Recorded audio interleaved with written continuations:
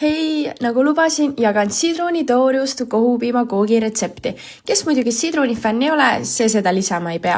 Retsept ise on super lihtne, ehk siis kõik koostisosad tuleb lihtsalt ühte kaussi kokku segada ja ahju panna. Seega kõigepealt panegi kaussi siis kohupiim, toorjuust, siis lisa sinna juurde ka 5 muna.